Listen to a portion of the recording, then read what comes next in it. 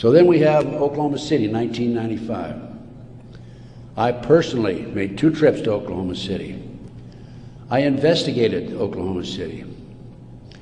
Because of my report, the defense attorney for Timothy McVeigh sent 2 of his investigators to interview me. I spent 4 hours with them. Actually, I got a lot of information out of them. For example, they told me that they were allowed to tour the remains of the Murrah building in Oklahoma City in the presence of a U.S. Marshal, but they were not allowed under any circumstances to take soil samples or to pick up any evidence for examination. Stephen Jones was their attorney. I heard that they were going to tear down the building. Now, you can trace bombs through what they call the taggants, the chemicals.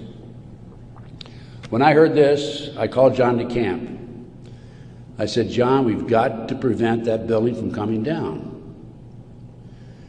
And I actually called an outfit in Chicago, the Pat Kennedy Group, who were specialists in examining evidence of this type. And John called McVeigh's attorney, Jones, and because John had a client he was representing who was involved in the case, Jones said, I'll handle the paper, we'll have a hearing, we will prevent that building from coming down. The next thing we heard, the building was coming down. John called Jones, what's going on? And he had no good answer for it. That was evidence. I've been at many a crime scene, and it is critical that the evidence be preserved. That was a huge cover-up. McVeigh wrote a letter to his sister.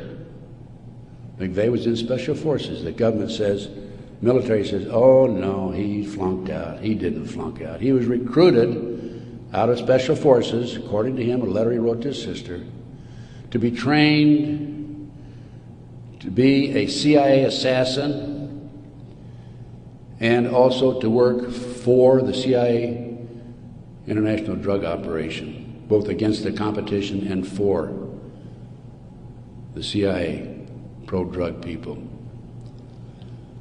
McVeigh was, in my opinion, an MK-Ultra mind control victim. He was visited in prison in Oklahoma and in Colorado by Dr. Jolly West. This was secret, by the way. I happened to find out because I made some phone calls to the right people. Jolly West was one of the foremost leaders, along with Sidney Gottlieb, in the CIA's MK-Ultra mind control operation. Why would somebody like Jolly West go interview McVeigh, not only in Oklahoma, but also in Colorado during the trial? Because he was a mind control victim himself. At one time, it was reported, I think in the U.S. News and World Report, that McVeigh had a microchip in his buttocks. Our military reportedly have been using microchips to keep track of their soldiers.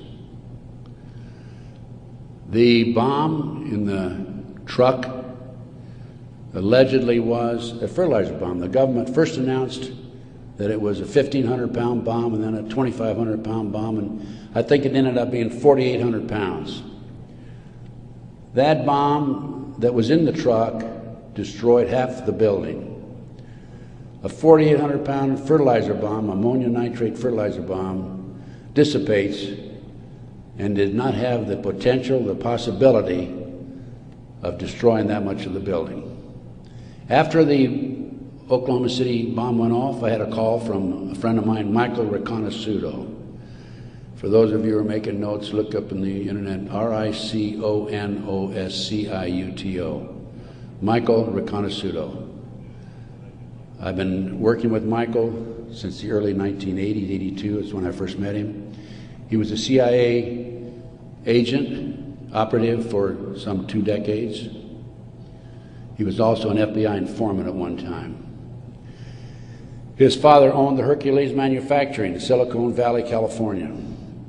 Hercules Manufacturing developed what is known as the electrohydrodynamic gaseous fuel device, which is a highly classified bomb. The bomb was actually manufactured by Dyno Nobel out of Salt Lake City. Now, Michael, in the meantime, is in jail now, right today. In fact, I talked to him yesterday because he started to talk before the Brooks Committee about a very interesting case involving the Promise software. The Promise software was in a computer operation that developed all kinds of intelligence information on you and I and every citizen in America. The Department of Justice leased it for 2 years. At the end of 2 years, they refused to pay Bill and Nancy Hamilton the $10 million they owed them. Then the Department of Justice, through Earl Bryant, past president of United Press International, took that computer and sold it around the world. Sold it to the French, to the English, the Israelis, the Canadians. Unknown to these foreign countries, the officials in these foreign countries, there was a trap door in the computer. Very clever, huh? A trapdoor secretly allowed us, the U.S. government, to retrieve all the information they developed. Michael Reconnaissance was the CIA agent who developed the trapdoor in the Promise software computer. And when Congress started to investigate it in the late 1980s, they called on Michael, and we want you to testify. Michael received a threatening phone call 2 weeks before he was to testify. He claimed from a fellow named Vietnix, Peter Vietnix, U.S. Department of Justice, if you testify, you'll be sorry. Michael testified anyway. A few weeks later, was arrested for drugs, is now serving a 30-year prison sentence because he dared to expose these nefarious activities by this rogue criminal enterprise operating within the confines of the U.S. government.